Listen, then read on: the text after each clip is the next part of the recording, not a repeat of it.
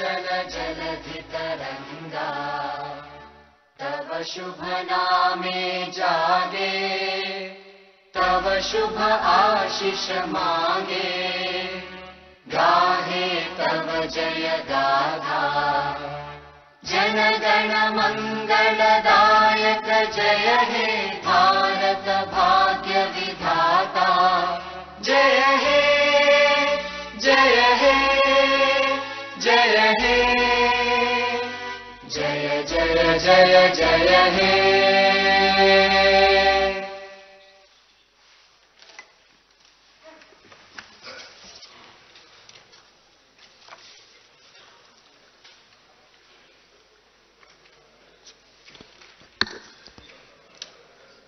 I request the Honorable Chief Minister to move the condolence motion.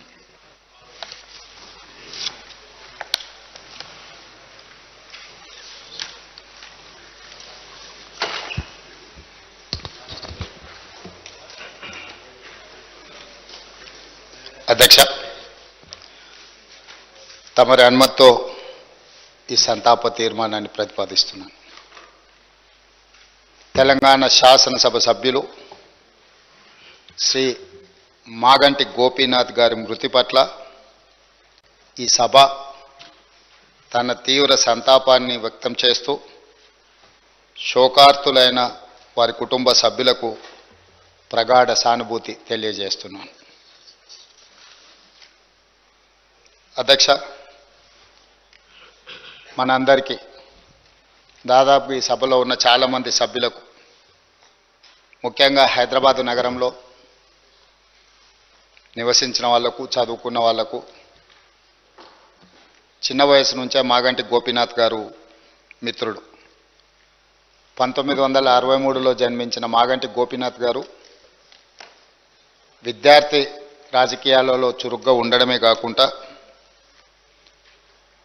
వారు 1983లో మొట్టమొదటిసారి NT Ramarao గారు ప్రారంభించిన తెలుగుదేశం పార్టీలో క్రియాశీలక సభ్యుడిగా చేరి ఆ పార్టీ తెలుగు యువత రాష్ట్ర అధ్యక్షుడిగా వారు దాదాపుగా 7 సంవత్సరాలు సేవలు అందించడం జరిగింది.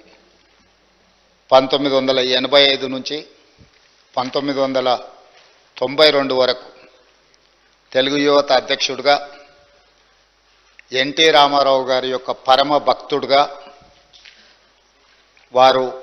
వారికి నమ్మకమైన విశ్వాసపాత్రుడైన ఒక బంటుగా ఎన్టీ రామారావు గారితోని మాగంటి గోపీనాథ్ గారికి సత్సంబంధాలు ఉండే. అదేవిధంగా వారు అర్బన్ డెవలప్మెంట్ అథారిటీ డైరెక్టర్గా హైదరాబాద్, వినియోగదారుల ఫోరం సభ్యుడిగా వివిధ బాధ్యతలను వారు నెరవేరుస్తూ వచ్చిండ్రు. అదేవిధంగా వారు సినిమా రంగంలో నిర్మాతగా, విద్యార్థి రాజకీయ నాయకుడిగా, ప్రజాప్రతినిధిగా తెలుగుదేశం పార్టీలో ఎదిగి సినీ నిర్మాతగా కూడా వారు రాణించడం జరిగింది. అధ్యక్ష, పాత బస్తీ 1995లో సినిమా తీవడము, అదేవిధంగా రవణ 2000 సంవత్సరంలో నటశేఖర కృష్ణ గారిని హీరోగా పెట్టి వారు ఒక గొప్ప చిత్రాన్ని నిర్మించడం, భద్రాద్రి రాముడు 2004లో, నా స్టైలే వేరు 2009లో, ఇలాంటి తెలుగు సినిమాల నిర్మాతగా కూడా వారు రాణించడం జరిగింది. అదేవిధంగా వారికి నాకు అత్యంత సన్నిహిత సంబంధాలు, ఒక మంచి మిత్రుడు అధ్యక్ష మాగంటి గోపీనాథ్ గారు. 2014 సంవత్సరంలో నేను రెండవసారి శాసనసభ్యుడిగా, మాగంటి గోపీనాథ్ గారు మొట్టమొదటి శాసనసభ్యుడిగా ఈ సభలో మొట్టమొదటి తెలంగాణ రాష్ట్ర శాసనసభలో కలిసి పనిచేయడం జరిగింది. ఎన్నికల సమయంలో కానీ, ఎన్నికైన తర్వాత కానీ, వారు తర్వాత రాజకీయ విధానాలలో మార్పు వచ్చిన వ్యక్తిగతమైన మిత్రత్వము, అదేవిధంగా వారి యొక్క వ్యవహార శైలిలో ఎలాంటి మార్పు లేదు. ఒక మిత్రుడిగా 2014, 2018, 2023 3 సార్లు శాసనసభ్యుడిగా ఎన్నికై హ్యాట్రిక్ సాధించిన శాసనసభ్యులలో చాలా తక్కువ మందిలో మాగంటి గోపీనాథ్ గారు ఒకరు.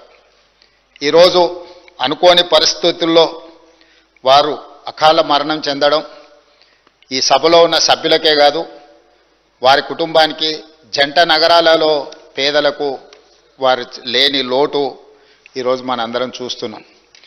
జూన్ 8న వారు మరణించడం జూబ్లీహిల్స్ నియోజకవర్గ ప్రజలకు తీరని లోటు. అదేవిధంగా వారి కుటుంబానికి, వారి సోదరుడు, వారి తల్లి, వారి భార్య, కుమార్తె, కుమారుడు, వాళ్ళ కుటుంబ సభ్యులకు ఒక తీరని లోటు. ఎందుకంటే అకాల మరణం ఆ కుటుంబానికి తీరని దుఃఖాన్ని తీసుకొచ్చి పెట్టింది. జూబ్లీహిల్స్ నియోజకవర్గ ప్రజలకు కూడా చాలా లోటు.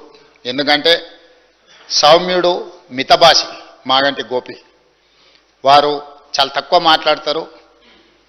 చూడడానికి క్లాస్ లీడర్గా కనిపించిన మాగంటి గోపీనాథ్ ఒక మాస్ లీడర్.